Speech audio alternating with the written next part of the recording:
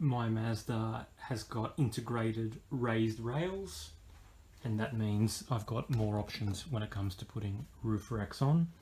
So I've decided to go with the most sleekest looking rack, which is the S54, also known as the S54Y, also known as the S54YB, which just denotes that it's the black version.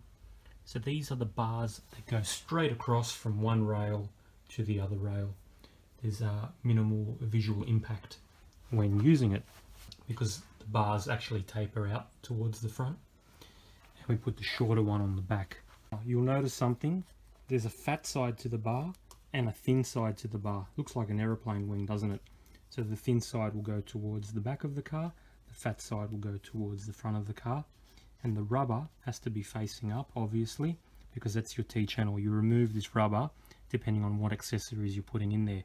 But the cargo box I'm planning on putting on top, the box carrier, will have the clamps that go around here, so we don't need to remove any of this rubber. But if I do put a bicycle rack on or a kayak rack, we need to remove this rubber in the future. Alright, so we're starting with the long one for the front, and what we've got to do is put the key in, undo the two covers, one on each side, take our keys, and we put the lock in the vertical position straight up, and that means we can slide off the cover.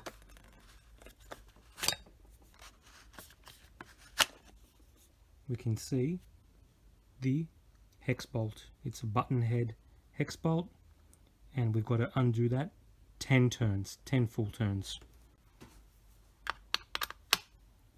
6, 7, 8, 9, 10. Okay, so what that does is when you undo it, you should be getting a nice gap here on the side.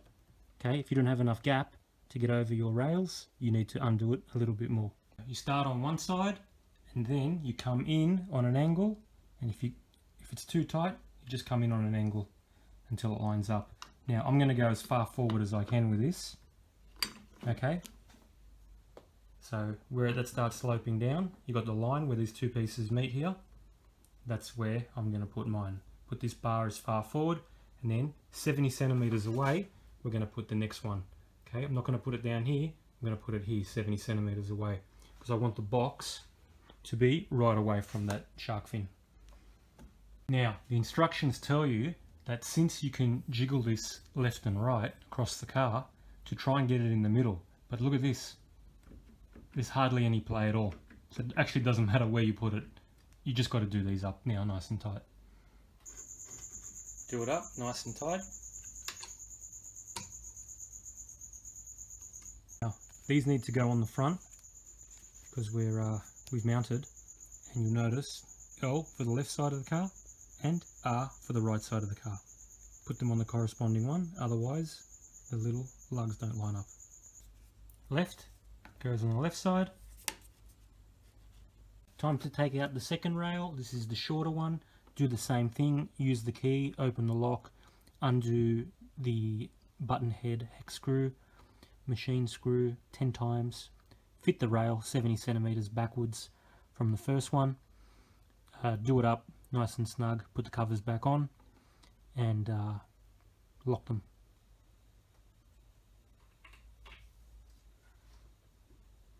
If it doesn't go on, just undo the screw a little bit more. Get the tape measure. We want them 70 centimeters apart. 70 centimeters can come more this way. About there, 70 centimeters.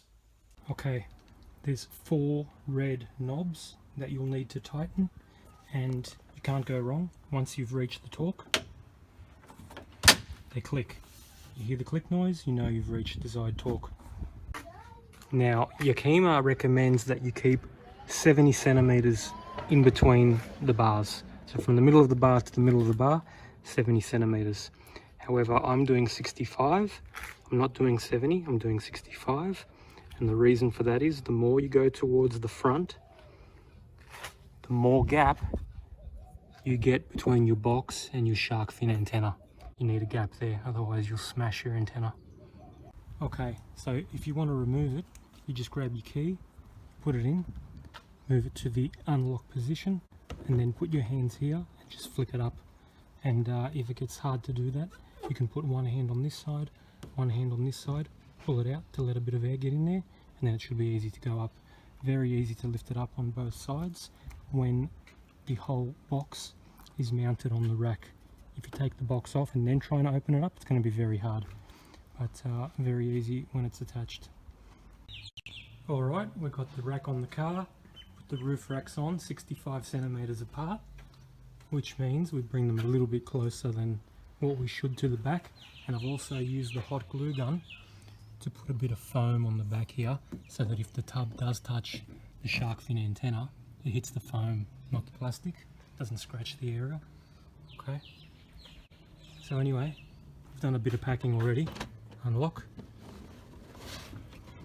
Okay, we've got just the essentials. Okay, a monitor to work from home. We've got the big pram. We've got the boy's helmet and his scooter. We've got the baby bouncer and a 2-wheel drive 110 SCAR monster truck. The Mazda 6 is a bloody big car with 500 litres in the boot. You've got room for your golf clubs. And if you need more, you can always put another 460 litres on the roof. I'm going to put all this junk in the back of this car. That's a lot of junk.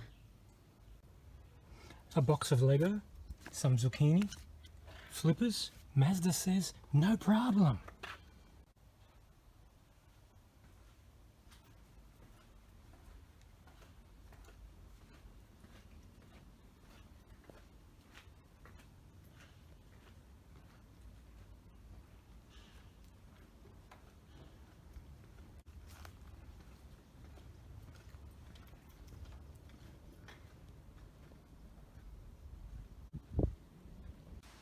You know, you've got 506 litres in the back of the Mazda 6 G or wagon.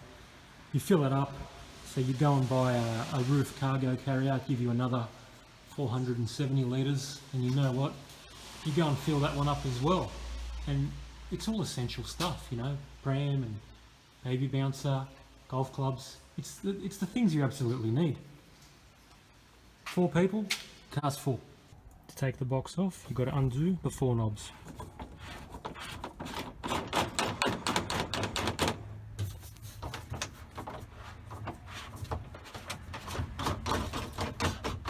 If you can't reach, just go around to the other side of the box, open it up on that way, and then you can reach.